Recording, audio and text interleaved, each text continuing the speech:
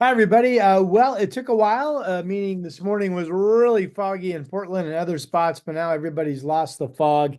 And if you're not getting some passing clouds up top, then you're perfectly clear. So, really turning out to be a nice afternoon on this Tuesday. I'm meteorologist Rod Hill from the Portland, Oregon, Vancouver, Washington area. And we are on track to hit my forecast high of 62 degrees out there. Okay, two big headlines. Number one, we still look like we're going to be dry obviously today, tomorrow, Thursday, and Friday daytime. And out of that run, the coldest night looks to be Wednesday night, Thursday morning. So here is the national blended model temperatures at these aren't necessarily the lows. This is 5 a.m. Thursday morning.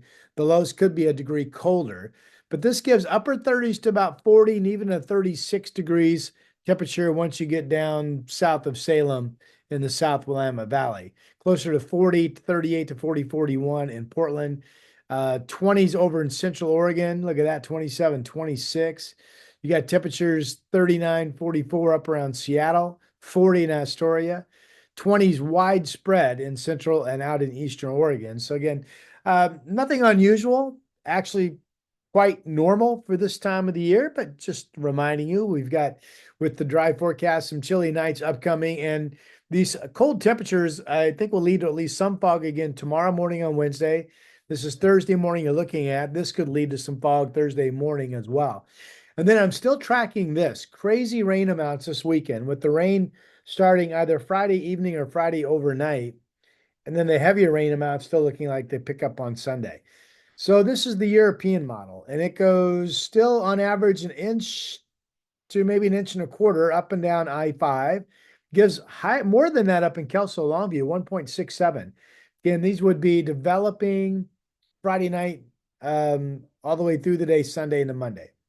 Shows 2.68 in Tillamook and other areas getting over 2 inches along the coast.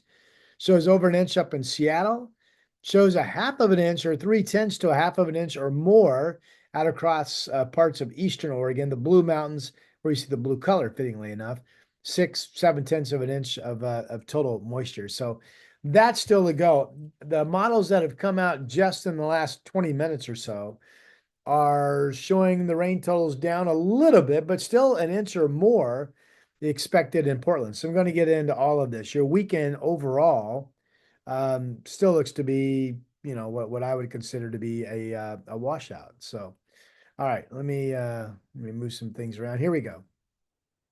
Let me back it up. What happened? The Momentous Wealth Podcast.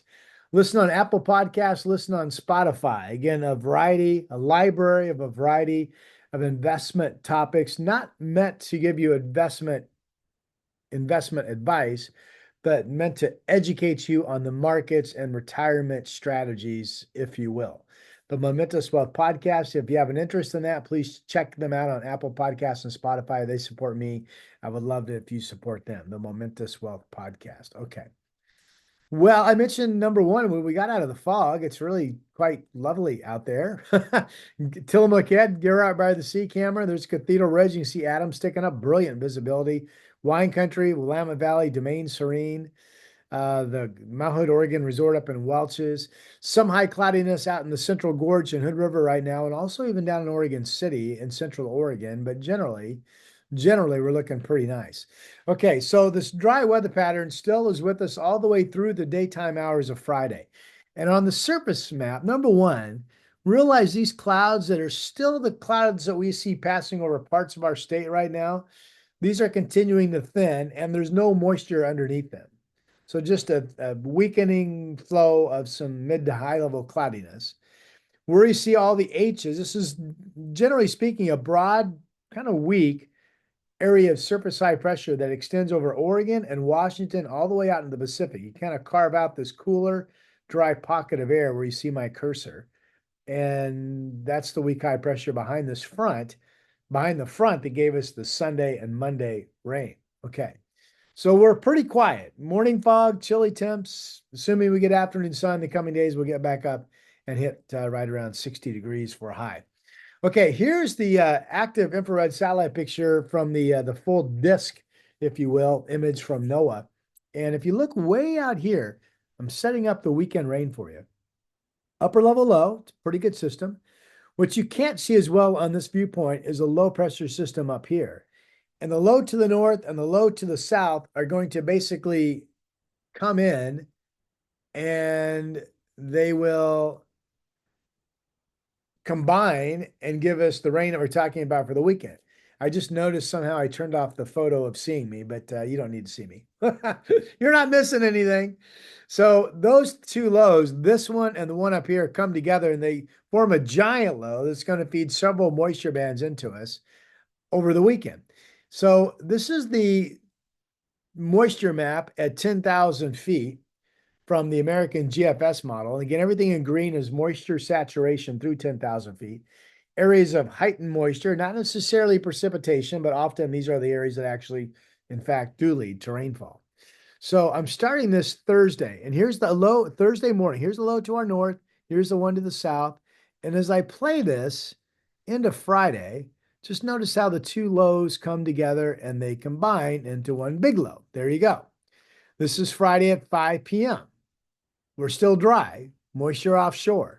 Increasing shower chances Friday evening, or maybe it doesn't come into overnight. That timing is still uncertain. Here's the first front, which is a weaker one, coming in Saturday morning. You wake up Saturday morning, decent hour, it'll be raining outside. Then that breaks into showers, mostly light during the day. Here comes, right back here, this area, the main, again, here's Portland. See the brown USA maps? I know it's tough to see. Here's Oregon, here's Washington. Can you see that right there where my mouse is? There's Portland. Here's the next front coming in, southwest flow early Sunday morning. That's heavier rain with likely rain falling much of the day Sunday, including behind the front. Now, this is a bit of a change. Now it looks like as we go into Monday, there's definitely showers and a westerly flow, but nothing organized, and rain rates not as heavy Monday as they one time look. So maybe it's, a couple tenths of an inch of rain Friday overnight, Saturday. And then we get a half of an inch of rain on Sunday or more. And then maybe we're doing well to even get a quarter of an inch on Monday with these scattered showers. The best bet for a dry day next week, here's Tuesday. Tuesday, see here's Portland, 5 a.m. The moisture is starting to push away from us. The next system's out to sea. So we are all dry on Tuesday. Here's Wednesday morning, system still offshore. Here's Wednesday getting into the afternoon. Now it's 5 p.m. and now we're right in the middle of the rain. So rain starting Wednesday afternoon. The front comes in late afternoon, early evening. There's some typical showers scattered behind that on Thursday. This is Friday, 11/1. Oh, let me back up to Halloween. I forget Halloween's Thursday, right? So that's important. Halloween morning, overcast, showers in the area, absolutely. But we're really more interested in Halloween evening, right? So here's Halloween early evening, broken cloudiness, scattered showers in the area, nothing organized. So all in all, maybe some rain around, but if you wear your costume, maybe you're in a neighborhood where you don't get any rain. So Thursday evening for trick-or-treaters next week is actually looking better and better. And then that following Friday is potentially dry. And then here we go for Saturday, November 2nd, another front coming in. So if this is true, we'd have back-to-back pretty wet weekends. That's Saturday. Here's Sunday, November 3rd. And then the next big bad system comes in. Well, the rain shield comes in Sunday afternoon, the 3rd of November, with the front coming in early Monday morning on November 4th, right there. But that's really active. So after a slow start to the rain season, September and October, it looks like we're at least going to catch up to normal for the month of October. This is courtesy of KGW TV, if you will. This is, I think this is the European numbers, if I remember correctly, rain-wise, from earlier this morning on KGW's graphic package. So if I'm just going to play this, and it's going to pause Saturday. So this is the rain totals from Friday night through Saturday, anywhere from not even 1/10 of an inch to about a 1/10 of an inch. Then look how the rains explode. Now, this shows us 1.5 to 2 in the valley through Monday, 5 p.m. It's going to play over again, and over 2 inches at the coast. I will tell, let me see if I can stop it after this comes our way. Let's see here.